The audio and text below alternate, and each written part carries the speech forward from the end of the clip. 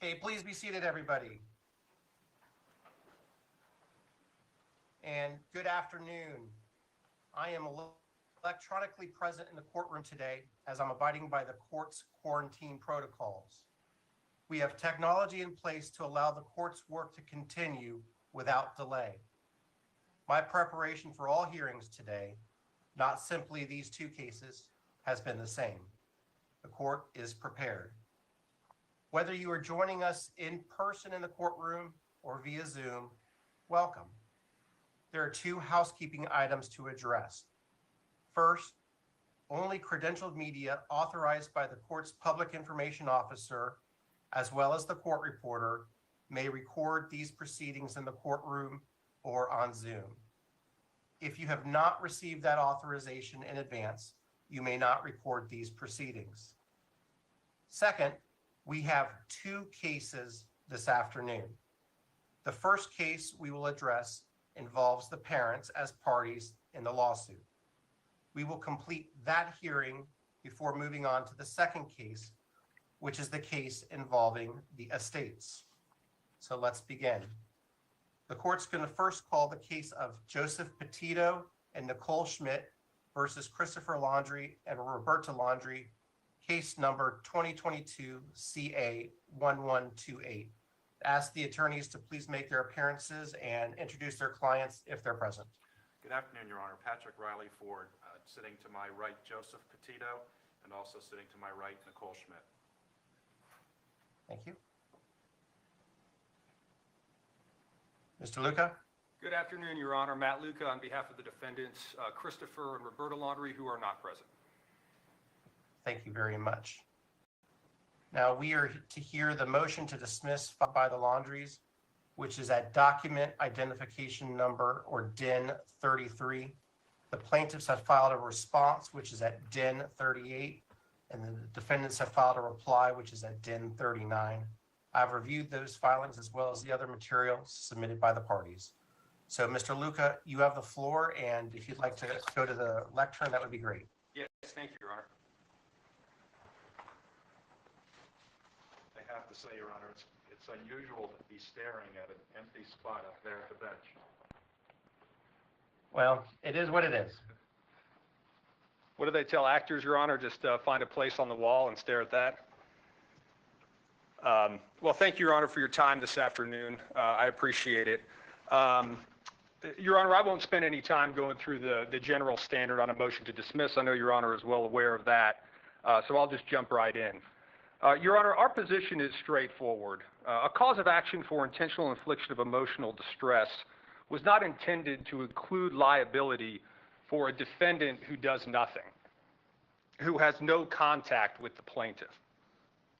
All of our arguments regarding outrageousness, legally permissible conduct, causation, and the presence of the plaintiff all go back to that premise and show why there is no legal footing for this cause of action in this context. Conduct that amounts to remaining silent and maintaining privacy is not intentional infliction of emotional distress. And there are no cases where such conduct was found to be intentional infliction of emotional distress. Rather, plaintiffs argue that the Laundries had an obligation, a duty to speak. The law imposes no such obligation to speak, and the state and federal constitutions support that. In our society, under our laws, people are free not to speak. Your Honor, the elements of the cause of action alleged are a deliberate or reckless infliction of mental suffering, outrageous conduct, the conduct caused the emotional distress, and the distress was severe. I'll first address the outrageous conduct element, Your Honor. So the standard for determining whether or not conduct is outrageous is that the behavior claimed to constitute the intentional infliction of emotional distress must be so outrageous in character and so extreme in degree as to go beyond all possible bounds of decency. That is conduct that is atrocious and utterly intolerable in a civilized society. It is an objective standard, and the subjective response of the plaintiffs is not what controls. The issue of whether or not conduct is outrageous is a question of law and for the court to decide. And that standard is extremely high in Florida. It is not enough that the defendant acted with an intent which is tortious or even criminal, or that the defendant intended to inflict emotional distress, or even that the defendant's conduct can be characterized by malice or a degree of aggravation which would entitle the plaintiff to punitive damages for another tort. Now, Your Honor, looking at the amended complaint in this case, paragraph 32 provides a summary of what the plaintiffs alleged is the conduct that was outrageous. So they allege, first, failing to advise the plaintiffs that Ms. Petito was deceased. Second, failing to disclose to the plaintiffs the location of Ms. Petito's body. Third, taking a family vacation with their son, Brian Laundrie, who they allege had murdered Ms. Petito while the plaintiffs were looking for Ms. Petito.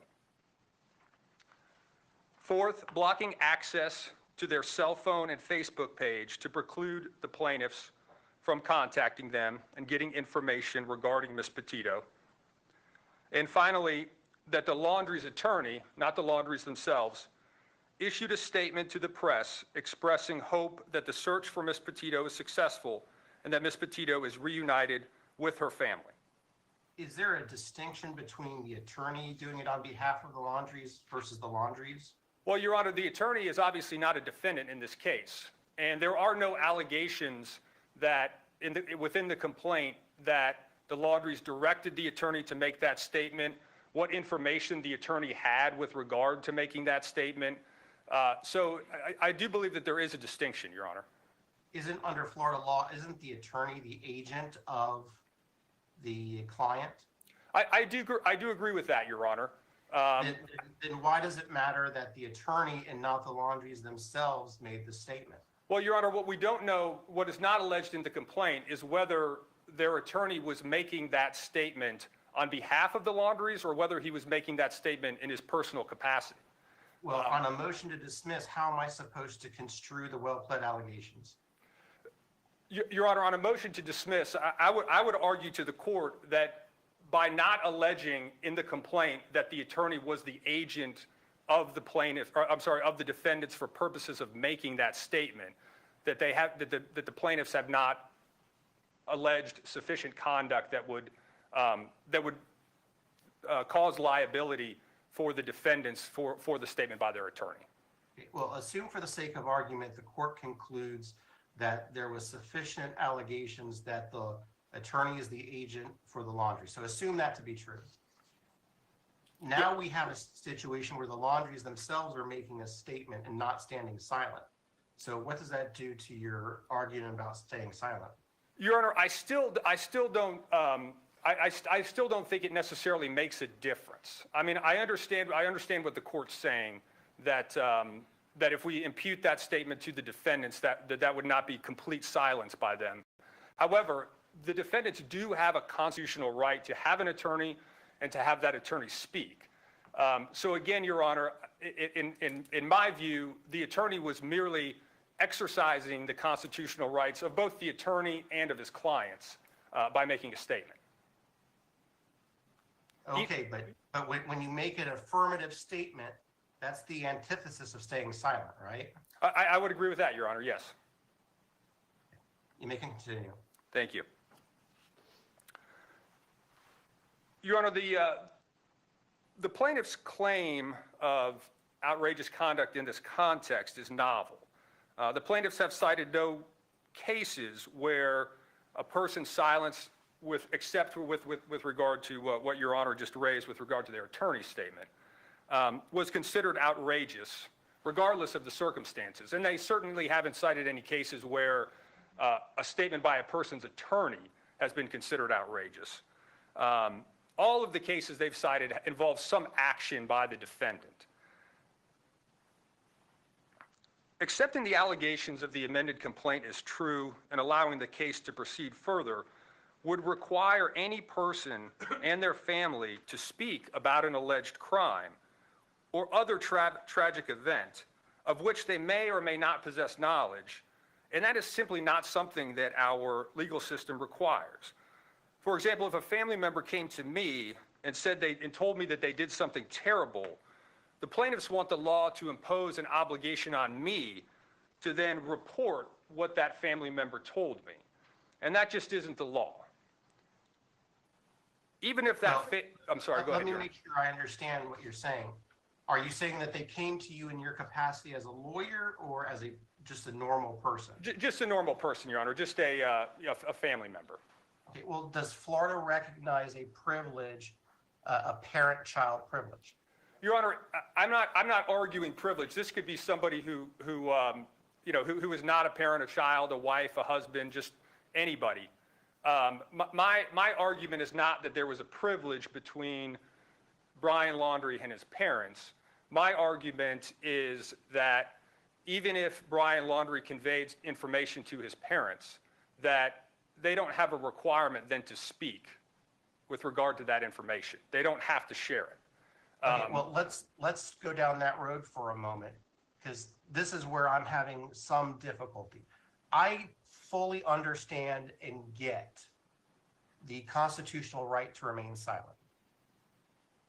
That being said, we're on a motion to dismiss on a complaint. I have to assume the facts are true. And you're trying to get me to say that the complaint itself demonstrates the existence of a right to remain silent. And I'm trying to understand how that is, or is that more of an affirmative defense that should be fleshed out in the pleadings? Your Honor, I don't agree that it's an affirmative defense that needs to be fleshed out. I believe the court can,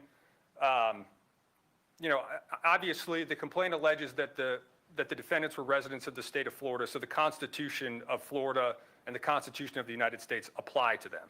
And if you look at the complaint, Your Honor, even though it doesn't allege a formal criminal investigation, it doesn't use those magic words, so to speak, it does allege that Brian Laundrie murdered Miss Petito.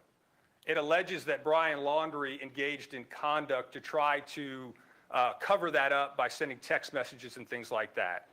It alleges that the defendants, his parents, the Laundries, were trying to help him escape the country. It alleges that the Laundrie family hired an attorney, and then once they hired the attorney, at that point, all the contact with the plaintiff stopped. And the only statement we have is that one statement by their attorney that the court referenced. So under those circumstances, as alleged in the complaint, Your Honor, that's enough for the court to say somebody in that situation could invoke their Fifth Amendment privilege. That's not something that the court would need to find additional facts.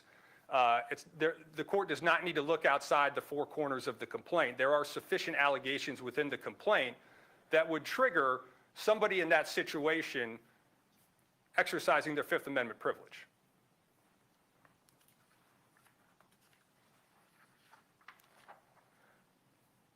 Your Honor, would you prefer for me to continue with the outrageous element or move on to the legally permissible element, since that seems to be Whichever way you want to go. Okay, thank you, Your Honor. I'm not shy in asking questions. I understand. Your Honor, the plaintiff's cause of action could also extend to somebody who, may not be in the situation where they were told something, but maybe they witnessed something, or maybe they came upon some evidence, and somehow they had some information that might be relevant to some tragic event. The plaintiff's cause of action would impose an obligation on people like that to contact the families who may be involved in that situation and disclose what they knew, or they would fear being sued. The slippery slope of allowing this cause of action to proceed would really require anyone with knowledge of events hurtful or which cause emotional distress to another to convey their knowledge or potentially be exposed to liability. Now, the underlying crime. But again, I go back to there's an allegation that the Laundries made an affirmative statement and put out into the public various statements. So am I not supposed to consider that conduct because that's a voluntary act by the Laundries? I understand, Your Honor, and I assume you're referring to the one statement by the attorney alleged in the complaint. Assuming for the sake of argument that that is an affirmative statement by the Laundries, Your Honor, you can definitely consider that. But again, in the context of the overall case, is that statement alone sufficient to meet the standard for outrageousness? If, let's say, for example, I had, some knowledge about a crime that somebody committed, and I made a public statement about some aspect of that case, but I didn't share everything that I knew, or I hedged my bet, so to speak. Would I then be subject to liability because I shared something, but I didn't share other things? That's really the question, Your Honor. Is what are we going to require of people in a situation like this? Are we going to require them to say everything that they know, or are they going to be allowed to speak freely or not speak at all? That's really the question before Your Honor. And Your Honor, I think it's important to keep in mind the standard that we're talking about here, that the conduct has to be atrocious and utterly intolerable in a civilized society. People who are faced with difficult challenges have to make difficult choices. In our society, which I would propose is civilized, recognizes at its core that things like remaining silent or speaking through an attorney are foundational rights. And those are choices that our society considers entirely tolerable. And in fact, they're codified in our founding documents. So, Your Honor, even considering the statement by the attorney, I would submit to Your Honor that's not atrocious, it's not intolerable in a civilized society for their attorney to make a statement for them like that. Your Honor, another thing I'd like to address that the plaintiffs raised in their response is that the Laundries were somehow in an unequal position to the plaintiffs, and that made their conduct particularly outrageous. Your Honor, I don't think that the standard for unequal positions is really what the plaintiffs would qualify that under this circumstance. Your Honor, in Dependable Life Insurance Company versus Harris, which is a 5th DCA case from 1987, it's cited in our papers. Your Honor, in that case, and what the plaintiffs rely upon is Restatement of Torts, Section 46, subsection E, which states this unequal position argument. And what the restatement says is, the extreme and outrageous character of the conduct may arise from an abuse by the actor of a position or a relation with another which gives him actual or apparent authority over the other or the power to affect his interests. Thus, an attempt to extort money by a threat of arrest may make the actor liable even where the arrest or the threat alone would not do so. In particular, police officers, school authorities, landlords, and collecting creditors have been held liable for extreme abuse of their position.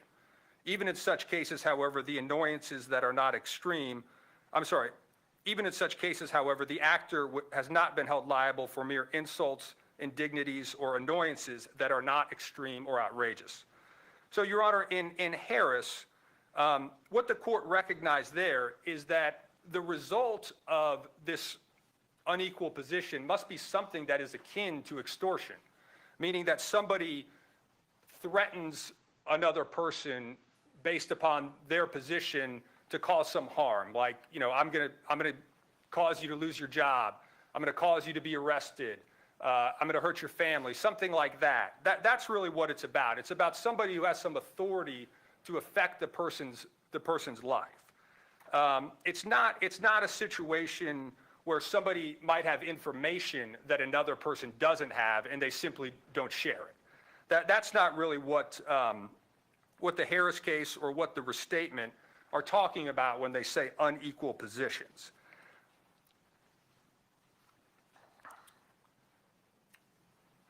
Now, Your Honor, moving on to the assertion of illegal rights. The standard with regard to that element is that the conduct, although it would otherwise be extreme and outrageous, may be privileged under the circumstances. And the actor is never liable, for example, where he has done no more than insist upon his legal rights in a permissible way, even though he is well aware that such insistence is certain to cause emotional distress. Now, we have several rights at play here, Your Honor. You brought up one earlier, the Fifth Amendment right to remain silent. That is certainly one of them. There's also the First Amendment right of freedom of thought, which would include both the right to speak freely and the right to not speak at all. And that was cited in Woolley versus Maynard, a Supreme Court case from 1977. Again, it's in our papers. Aren't we responsible for the words that we say when we say them? I would agree with that, Your Honor, certainly. Certainly, if you say words. Johnny Depp just got found civilly liable for defamation by what his attorney said, right? Again, Your Honor, I understand that in certain contexts, the statements of an attorney could potentially be, lead to something like defamation. I agree with you on that. I think really what we're talking about here, though, Your Honor, is a statement by an attorney, even in and of itself, is certainly not defamation, and it's not outrageous. My understanding of the statement, and correct me if I'm wrong, is the Laundries knew, and again, this is on a motion to dismiss, so I have to accept what is alleged as true. Not that it is true, but I have to accept it as true. That the Laundries knew where the Gabby's body was, and they put out a statement in the middle of the search, hoping about the success of that search, and then not either directing them or either staying silent. I mean, that's kind of my understanding of what is being alleged. Is that correct, or am I misunderstanding? No, I believe that's my understanding as well, Your Honor, that the attorney made the statement while the search was ongoing. And knowing exactly where the Gabby's body was. Well, Your Honor, again, that's the rub, is the plaintiffs haven't alleged anything in the complaint as to what the attorney's knowledge was when he made that statement, that he had that information. That's a totally different thing. They've alleged that the parents, the defendants, had that information, but they don't allege that that information was ever shared with the attorney, or that the attorney had that information when he made that statement. That's kind of the issue, is they haven't really made any allegations about the attorney and what he may or may not have known. It's really all about what the parents knew. And they don't make any allegations about what the parents communicated to the attorney. So really the attorney's statement, again, if just looking at it within the four corners of the complaint, there really isn't enough there to say that whether or not when the attorney made that statement, what his knowledge was about any of the facts of the case, frankly. And I would also submit to you, Your Honor, that statement's fairly benign. I mean, I understand in the context that they've alleged it could be construed as trying to divert attention or something like that. But again, it's a fairly benign statement. I mean, he's really just expressing that he hopes that she returns. And again, they haven't alleged what information he had when he made that statement. Isn't the context really what's important here? And that's what the second DCA said in that insurance case where the adjuster denied coverage and did so knowing that the person didn't have long to live and just wanted to outlive the person. And the second, which is binding on me, found that to be outrageous conduct. That is true, though, Your Honor. In that case, the second DCA said that the actions of the insurance company in simply denying the claim, even though they had been ordered by a judge of compensation claims to pay the claim, that in and of itself would not have been outrageous. But what made it outrageous was that there was some sort of internal, decision made that they're just not going to pay it for a certain period of time in the hopes that the plaintiff would die. I agree with you that made that particular case, rise to the level of outrageousness. Your Honor, frankly, the statement by the attorney in this case doesn't come even close to that level of outrageousness. I mean, you're talking about, withholding medical care in the hopes that somebody dies so you don't have to pay for it. I mean, I don't think any of us sitting here would not find that to be outrageous. You know, we're talking about a statement by an attorney sort of, you know, boilerplate and generic, just expressing that he hopes that the search is successful and whatnot. I don't really equate those two. I mean, I do agree with your point, Your Honor, that the context is important. We do have to consider that the context is alleged in the complaint in this situation. But I would just submit to Your Honor that even considering that context within the complaint, the attorney's statement is not outrageous. You have about 5 minutes left in your argument. Okay, thank you, Your Honor. So I'll move forward, Your Honor. I know we filed a motion and Your Honor has read it, so I'm not going to try to belabor too many points here. But you know, with regard to the assertion of legal rights, really, you know, the plaintiffs recognize that the Laundries have constitutional rights, and that the conduct that they have alleged within the complaint is really an exercise of those rights. So what they argue in response is that the court on a motion to dismiss shouldn't consider certain things. Number one, because they allege that within the complaint they haven't alleged state action. Number two, that they haven't alleged any constitutional rights within the complaint, and so the court shouldn't consider them. And then fourth, that the constitutional rights are affirmative defenses. Your Honor, with regard to the state action argument, as an initial matter, just because the government isn't trying to compel someone to do something doesn't mean constitutional rights don't go away.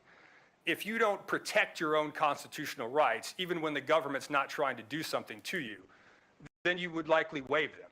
You know, if the defendants in this case had made a bunch of statements, even if those statements weren't to law enforcement, those statements could absolutely be used against them. So, you know, in that sense, Your Honor, those rights exist, irregardless of whether the state is involved. Your Honor, also, as a second point, there is state action involved here. And one of the cases we cited to Your Honor in our motion sort of sums it up. It's Gerber versus Longboat Harbor, North Condo. It's a Middle District of Florida case from 1991. And that court said, defendant's motion to dismiss is predicated upon its assertion that, since it is not a governmental entity and has not assumed substantially all of the functions of a governmental entity, the provisions of the First Amendment as incorporated in the 14th Amendment simply do not apply. This court cannot agree with defendant's contention, and by applying the principles enumerated in Shelley versus Kramer, which is a Supreme Court case that sort of set forth that the third branch of government, the judicial branch, is also state action.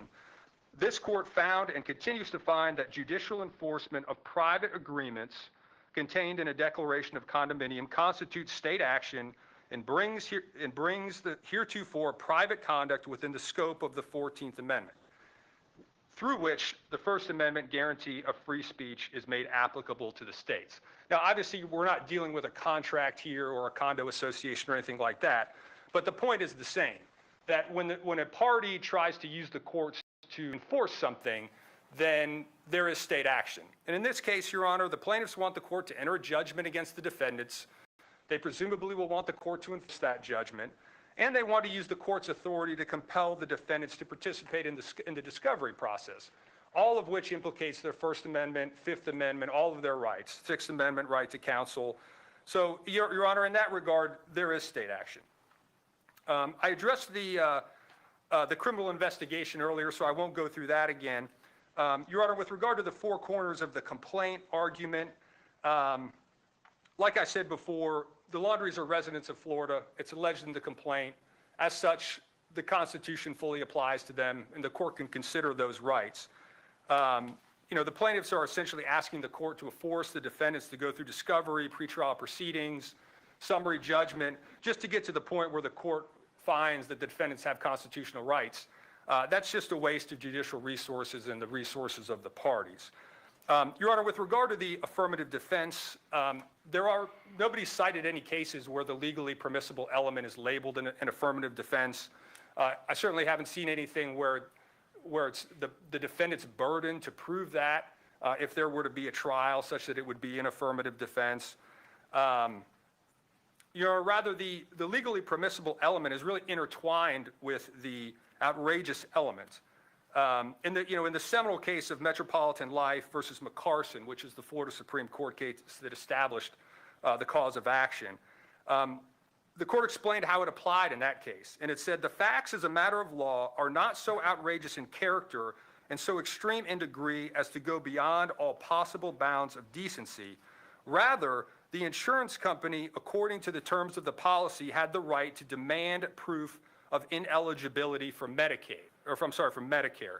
And then it goes on and it says, Metropolitan did no more than assert legal rights in a legally permissible way. As such, Metropolitan's actions are privileged under the circumstances. So, Your Honor, it's not really a defense. It's really part of the outrageousness calculus, that the conduct isn't legally outrageous if there is a privilege or a legal right that's being asserted. And, Your Honor, we cite some additional cases in our reply that I'll rely upon in that regard. Your Honor also said that even if this is an affirmative defense, which I don't think it is, the court can consider an affirmative defense if it is apparent from the face of the complaint. Your Honor, we would argue that constitutional rights are apparent from the face of the complaint. They allege a crime was committed. They allege an attorney was hired. So it's not a situation where the court can't consider the defendant's constitutional rights. And in fact, in the case Huzzar versus Gross, we cited in our papers, it's the first DCA case from 1985. It's a defamation case. And in that case, the court was considering a First Amendment privilege on a motion to dismiss and held that trial courts, upon motions to dismiss, routinely make decisions as to whether a privilege applies to protect an allegedly defamatory statement. So again, in that context, the court held that on a motion to dismiss, the court can consider a constitutional right of a defendant if that constitutional right is their defense. Okay, well let's just ask. I know you have identified what you contend is one crime, which is to actively assist Brian evade capture, essentially. Assuming, of course, that this is not within the four corners. I mean, we know outside of the four corners, but not in the four corners. Is there an allegation that there was an arrest warrant out for him? But assume, for the sake of argument, that is sufficient for purposes of us to find that there was some sort of active crime, if you will.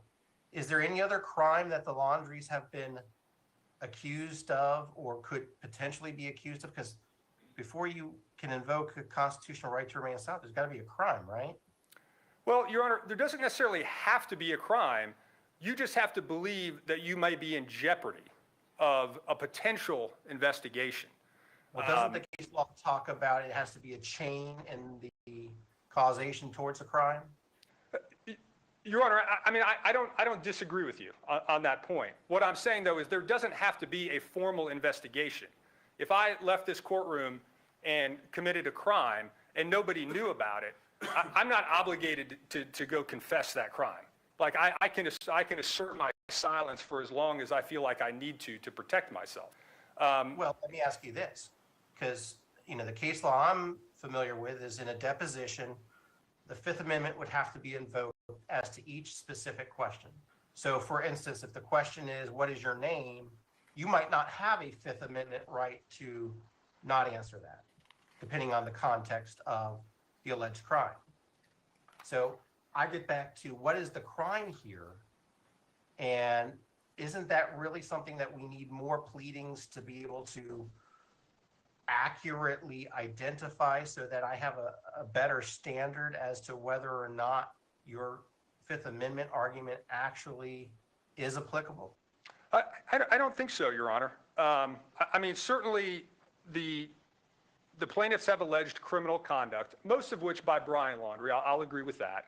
But they do allege that the Laundries, potentially were trying to assist Brian Laundrie in leaving the country, which could be an obstruction, could be something else. There could be, again, we're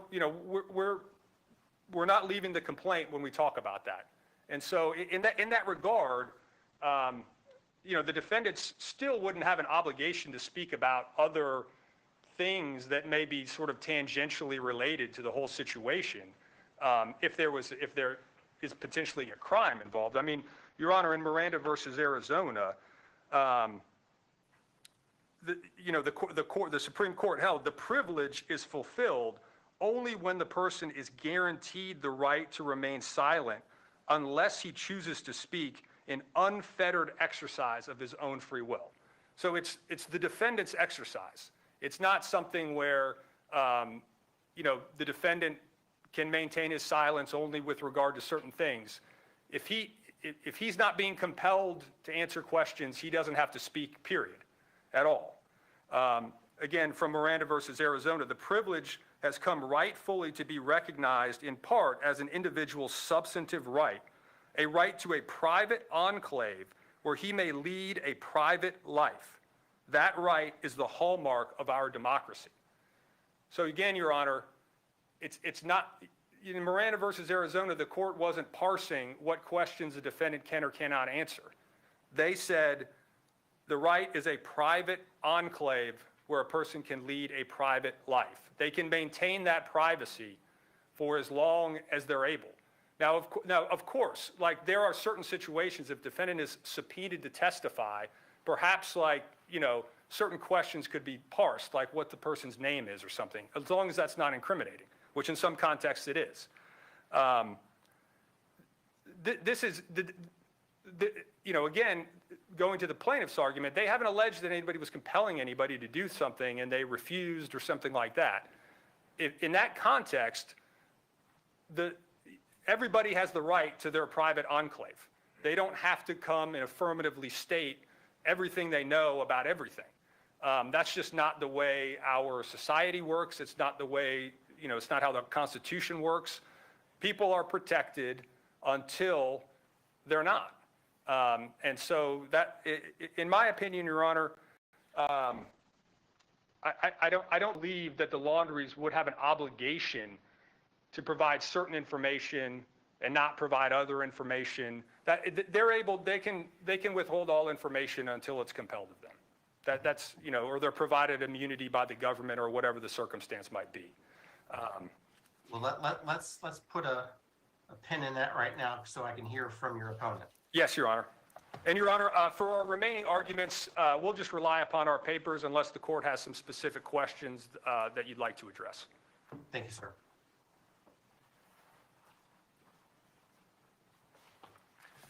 May it please the court. Your Honor, this case is not simply about the silence of Christopher and Roberta Laundrie, who knew that their son had brutally murdered Gabby Petito. It's not simply about their callous refusal, despite pleas from the Petito family, to speak up about whether or not Gabby was alive and if she wasn't, where her body was located. It's about a course of conduct that they committed from the moment they learned on August 28th of 2021 that their son had brutally murdered Gabby Petito up until the time that her body was found. And as this court has already noted and pointed out, that includes the statement that was made the one time they decided to speak up. They spoke up through their attorney, and I'll touch upon the importance of that in a little bit. As the court knows, you're bound to accept as true all of the facts alleged in the four corners of the complaint, and I'd just like to review what some of those allegations are. Well, let me ask you this, Mr. Riley. And let's lay aside the statement that the attorney made on behalf of the Laundries. What duty did the Laundries have to do anything to help Mr. Petito and Ms. Schmidt? That's a fair question, Your Honor, and I've struggled with the answer to that particular question, and I guess maybe by answering this I'm deflecting, but my answer is this. It's about what they did with the information that they have, not just not disclosing what they knew to the Laundries. And by the way, they could have, to the Petito family, excuse me, they could have made an anonymous phone call and said where the body was located, and that would have helped this situation tremendously. They knew, starting on August 28th of 2021, that Gabby was dead. They knew where Gabby's body was. They knew that the Petito family was desperately searching for information, but they did things affirmatively. They didn't just remain silent. Brian Laundrie came home in Gabby Petito's van by himself to his family's home. That family, knowing that Gabby was dead, knowing their son had murdered her, knowing where the body was, and in particular, knowing that Joseph Petito and Nicole Schmidt were desperate to learn where their daughter was located, they went on vacation. They assumed and continued their normal life as though nothing had happened, while this family was suffering, wanting to know what where their daughter was. Not only did she not. Let's get back though to legal duty. I hear what you're saying, that these facts might sound bad, but we're not talking about social mores here. We're talking about legal duty. We're talking. So let's try to focus in on what duty did the Laundries have? What did they owe to Gabby's parents? Well, let's put in perspective what the relationship was, Your Honor. These people were not strangers. These people were, their son was engaged to marry Gabby Petito. Gabby had lived with them for about a year. They had both visited Joseph Petito's home and Nicole Schmidt's home. They were cordial. They had a cordial relationship, a warm and friendly relationship. They knew how much Gabby meant to Joe and to Nicole. Going to the issue of a duty, Your Honor, I struggle with that. Admittedly, it's difficult to say what it is, and that's why I'm saying there was a course of conduct that they did that was outrageous, culminating, in my view, in a statement that was made by their attorney, who, as Your Honor pointed out, is their agent. And what that attorney said in particular is telling. So there's no question that he represented, that he was making that statement on behalf of the Laundries, because he says, it is our understanding that a search has been organized for Miss Petito in or near Grand Teton National Park in Wyoming on behalf of the Laundrie family. It is our hope that the search for Miss Petito is successful and that Miss Petito is reunited with her family. That statement was issued with the full knowledge and consent of the Laundries, with the full knowledge on the part of the Laundries that Gabby was not alive and that Gabby's body was located somewhere out west. And instead, they make a statement saying, we hope you find her. We hope you're reunited, giving them false hope that perhaps their daughter is still alive. If that's not outrageous, Your Honor, I don't know what is outrageous. So I think when you talk about their affirmative duty to speak up, I struggle with that.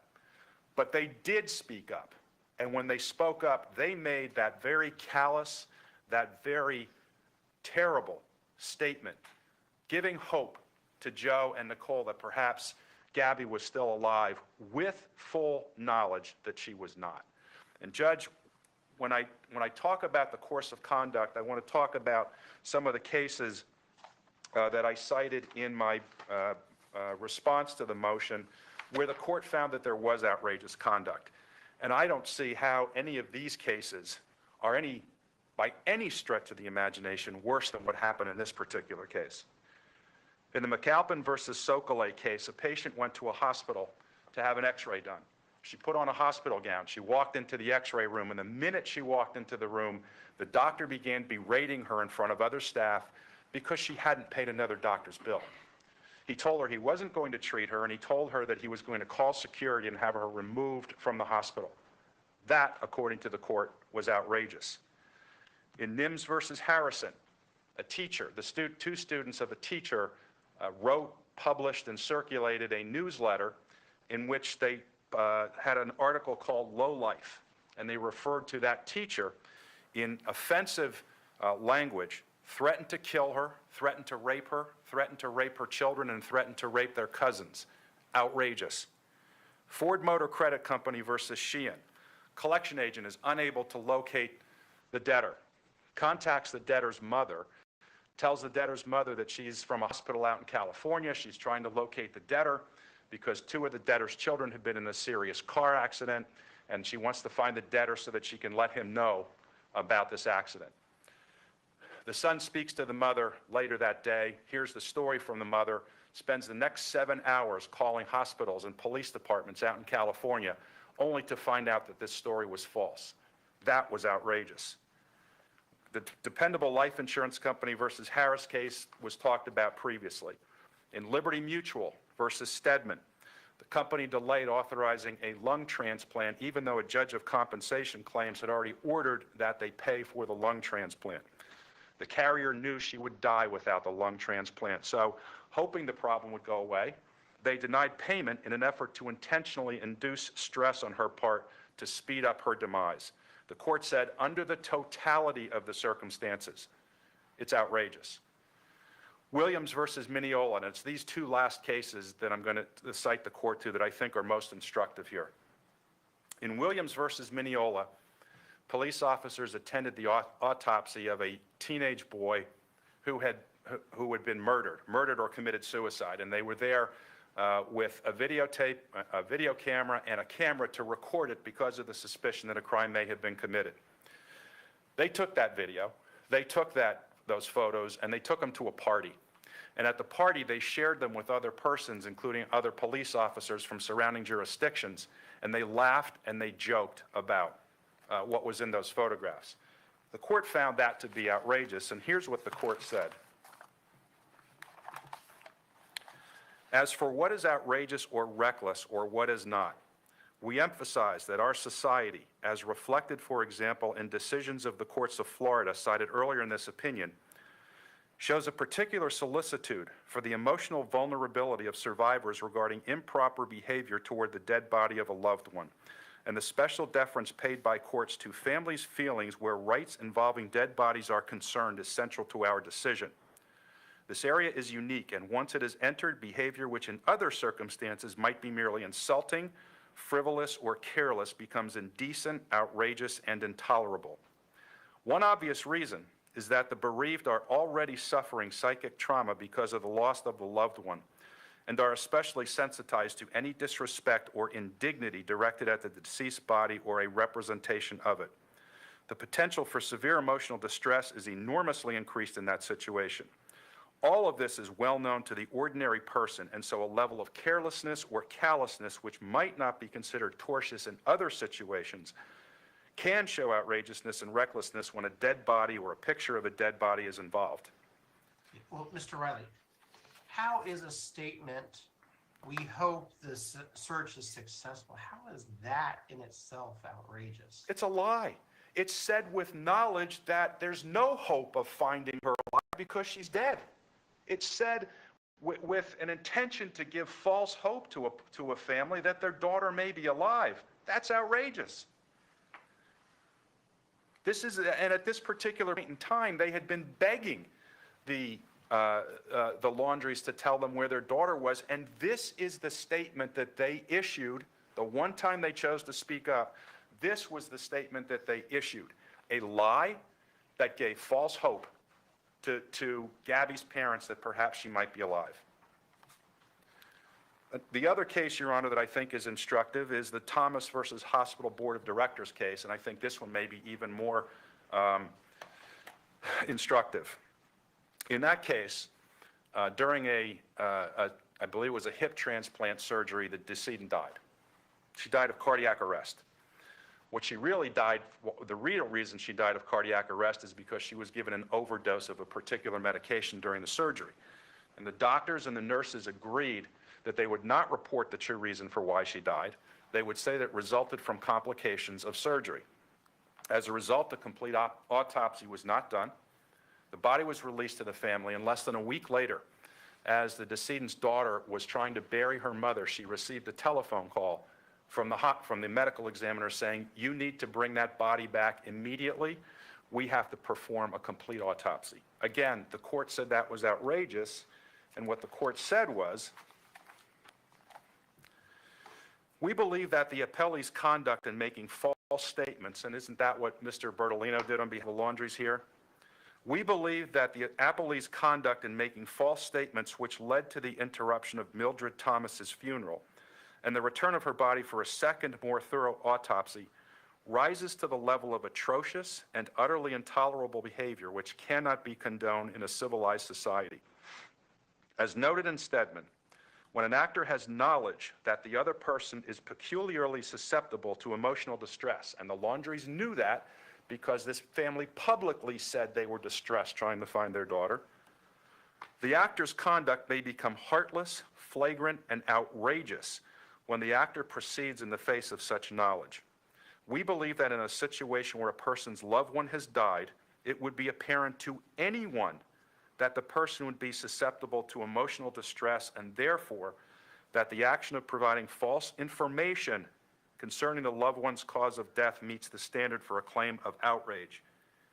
In this case, they provided false information, a false impression, knowing that Gabby was dead, that she was still alive and she could be found by the family if they were searching in the right place. So I also think under the restatement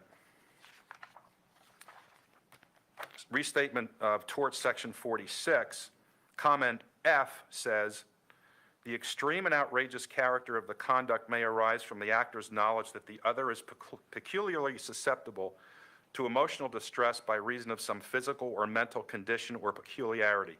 The conduct may become heartless, flagrant, and outrageous when the action proceeds in the face of such knowledge, where it would not be so if he did not know. And that's basically what the Williams court was saying, and that's what I'm saying in this instance. The Laundries knew of the fragile emotional state of Joseph Petito and Nicole Schmidt at the time that that statement was issued. They knew that she was not alive. They knew that the family was hoping to find her, and they put out a statement as though they were supporting them, saying, we too, we know she was our son's fiance, and we hope that you find that body too, or you find her and the family is reunited, excuse me. That's callous. That's callous, it's shameful, and it's outrageous. And by the way, the only reason that Mr. Bertolino is not a defendant in this action is because he's not a citizen of the state of Florida. I think there's also support for our position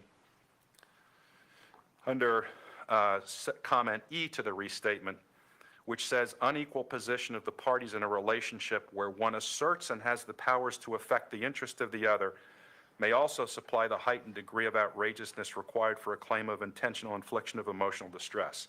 Here, the defendants clearly had the power to affect the interests of the plaintiff because they could have told them where her body was located, and they chose not to do so.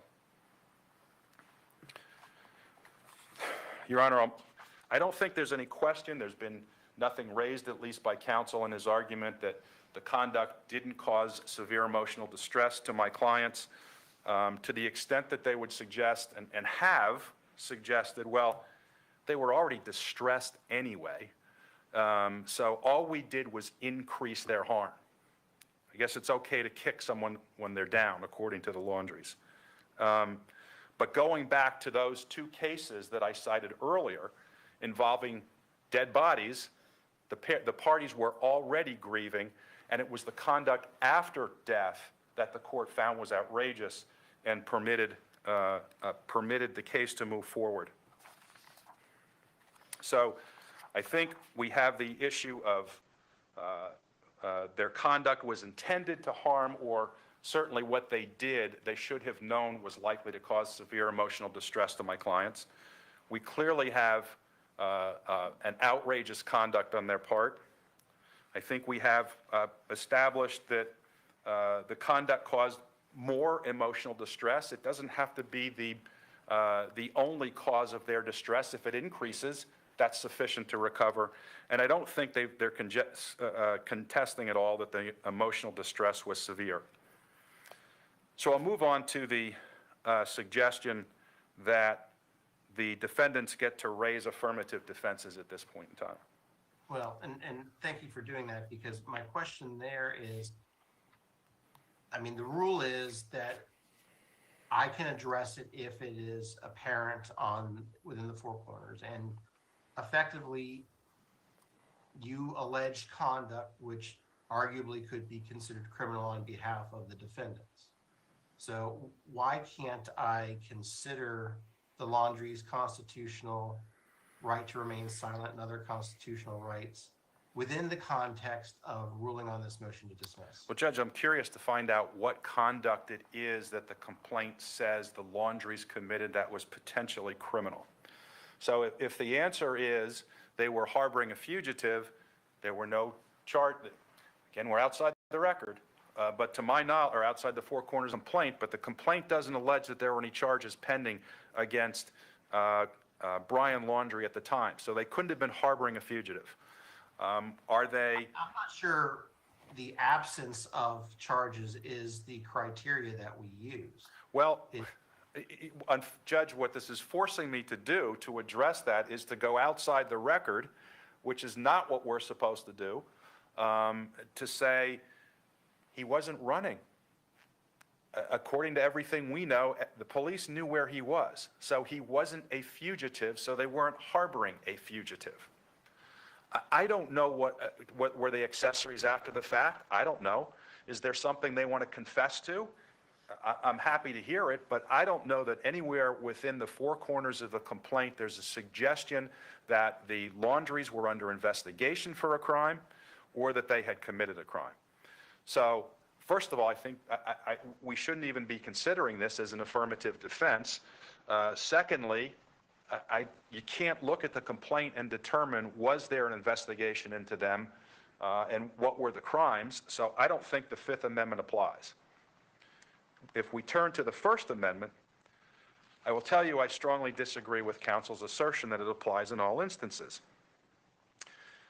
The defendants rely on Woolley versus Maynard for the proposition that they have a constitutional right to say nothing.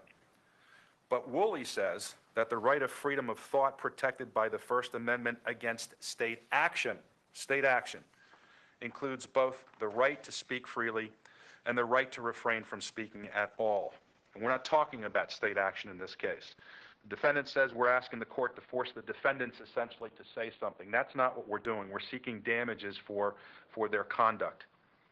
More importantly, the First Amendment is... Mr. Riley, though, I want to direct you back to paragraph 30 of your complaint, where you say that the defendants were keeping the whereabouts of Brian Laundrie secret, and it is believed were making arrangements for him to leave the country. So that's something that the plaintiffs themselves injected into the case. So that's the basis of my question is, now that you've put that fact into the four corners of the complaint, isn't that the basis for me to consider, without having to need a affirmative defense filed, if you will, the constitutional rights of the Laundries? Judge, what's the crime committed there? What's the crime that if they are making efforts to try to remove him from the country? He's not been charged with anything. He's not a fugitive. There's not, that itself does not suggest that they were committing a crime. There has to be an underlying basis. If the complaint said there was a warrant out for Brian Laundrie's arrest and the Laundries were moving money around to try to move him out of the country, I agree with you wholeheartedly that you could arguably consider a Fifth Amendment argument in this case. But there's nothing in there to indicate that there was any criminal conduct on the part of the defendant. There's a statement that says they were moving money around to try to get him out of the country. Is that unlawful as it's pled in this complaint? No, it's not. Okay. Going back to the First Amendment issue, Your Honor, it doesn't set forth an all-encompassing right to remain silent. Only where through state action they are being asked to espouse a religious, political, or ideological cause which they do not support do they have that right. And I will cite to you from one of the cases in my brief, my motion, the Overbay case, which says, freedom of speech includes both the right to speak freely and the right to refrain from speaking at all.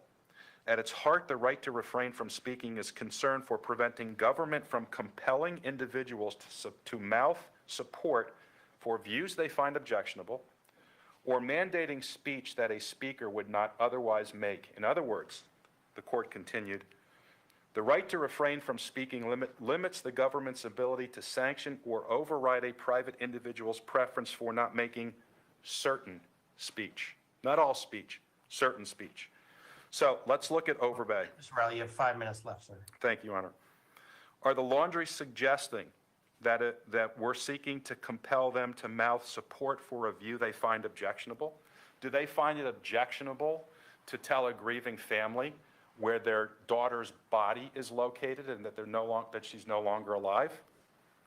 Do they believe that they would have a personal individual preference for not making a statement that they knew where the body was located? That's ludicrous.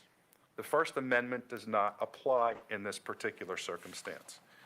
We pointed out that they contacted counsel to show a course of conduct and to support our proposition that they knew that Gabby was dead and that they knew where her body was located as of August 28th. They immediately contacted an attorney. I get back to where is the duty, and certainly there's no legal prohibition on calling a lawyer. Judge, I'm not going there. I'm saying that's support for our position that they knew. That's circumstantial evidence, in my view, that's why it's in the complaint, goes to show that at that point in time they knew. I'm not being critical of them retaining an attorney. I'm not suggesting they shouldn't have. I like the fact that they retained Attorney Bertolini, and Attorney Bertolini said what he said on September 14th of 2021. So we're not saying they shouldn't have hired an attorney. We're not saying hold it against them for hiring an attorney. I'm simply saying they hired one immediately after getting a phone call from their son, who then returned home without Gabby. Circumstantial evidence to show that they knew. That's the only reason that I raised that issue about them hiring a lawyer. Your Honor, unless you have any other questions, I believe I've covered everything I wanted to cover.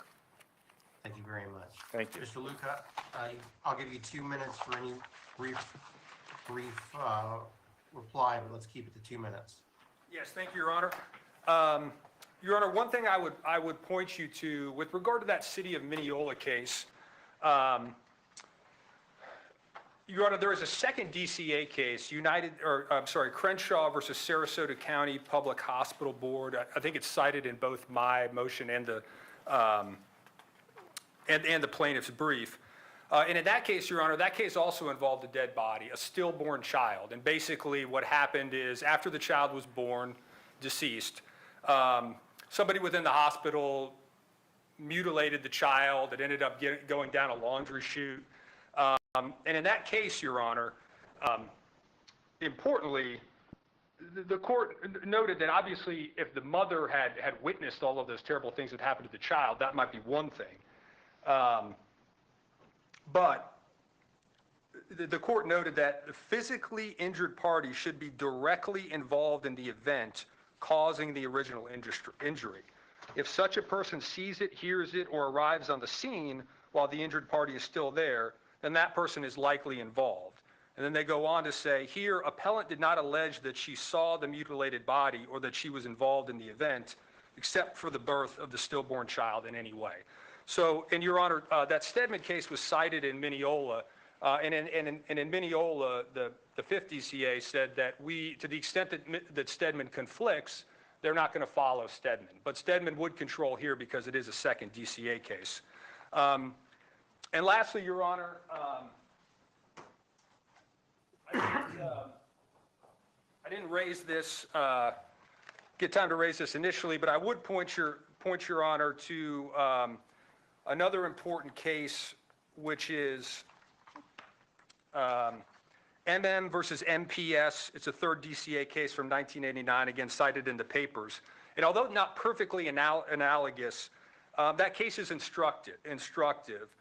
Because it involves the parents suing the defendant for something that was done to their daughter. And in that case, the defendant told the parents that he had sexually abused their daughter, but obviously the parents were not present for the abuse. In that case, the court found that the appellants were not present when the alleged mistreatment of their daughter took place and may not claim emotional distress for her injurious or offensive treatment. Now, the plaintiffs countered that the disclosure of the treatment of their daughter was what caused their emotional distress. And the court said, after reviewing the law, we are unable to conclude that learning the awful truth from the defendant afforded appellants grounds for recovery for their own distress. And the court said, if courts were to allow relatives of tort victims compensation for the distress they suffer when they receive bad news about family members, when there is no attendant intentional or reckless conduct directed toward them, an avalanche of litigation would ensue. Compensation is available for actual harm to the victim. Only in carefully prescribed circumstances is compensation permitted for relatives who suffer emotional distress. It is not lack of compassion, but necessity that restricts relief to the immediate victim.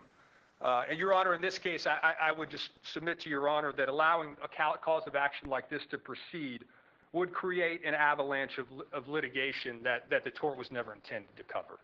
Thank you, Your Honor.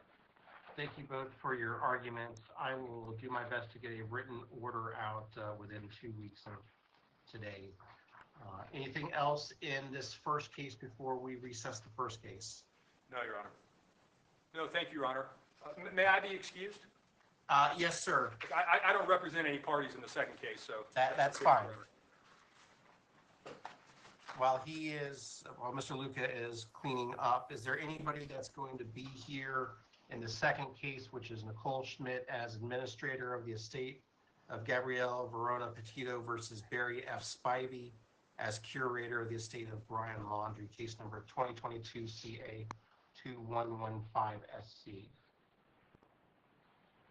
Your Honor, Patrick Riley on behalf of Nicole Schmidt as personal representative of the estate of Gabrielle Petito. Okay.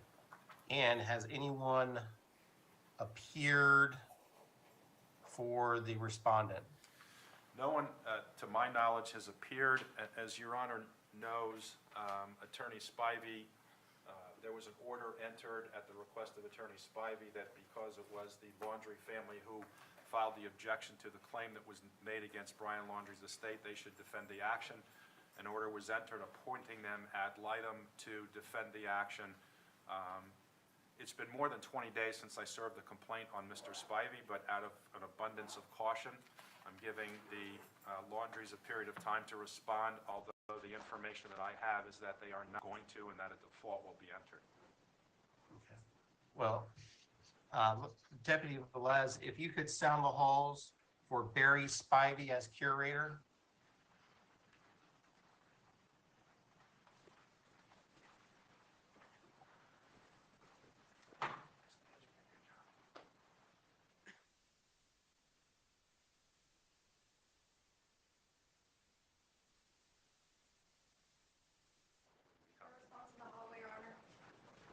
Okay, thank you. The court deputy advises no response to the sounding of the halls.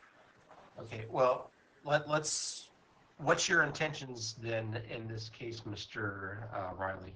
Your Honor, I've never had a situation where quite like this. So I don't think I'm obligated to give the Laundries 20 days from the time they were appointed as administrators ad litem action, but to avoid any future issues, I'm going to give them 20 days, and then I'm going to file for a clerk's default. Okay. And you requested a jury trial in your complaint, I believe? I did. Okay, so we'll then have to have a jury trial on the issue. Yes, Your Honor, we would be prepared to proceed to trial on that matter quickly. Okay, well, I mean, it's a little premature relative to no default, but are you looking towards November, December, or what was your trial? Without my trial calendar here, Your Honor, I'm not certain, but probably more likely sometime in early 2023. Okay. Well, I mean, hopefully for case managements in the future, you can bring your trial calendar. I apologize. Okay.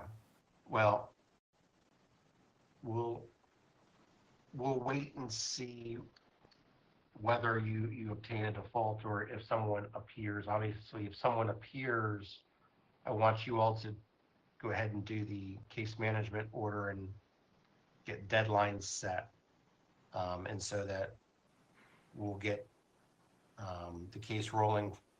If you end up having a a default, then we can set a trial. I don't think we necessarily need another case management. You know, we've got a November 14th, December 12th, then we'll, in the new year. See. Your Honor, I can look at my calendar now. Yeah. Well, I mean, I can't set a trial right this second because there's no default. True, okay. But the reality is, because you requested a jury trial, we're going to have to impanel a jury on it, assuming that you're going to proceed with the case. I mean, obviously, if you decide not to proceed with the case, then we don't need to have it. But we'll call a jury,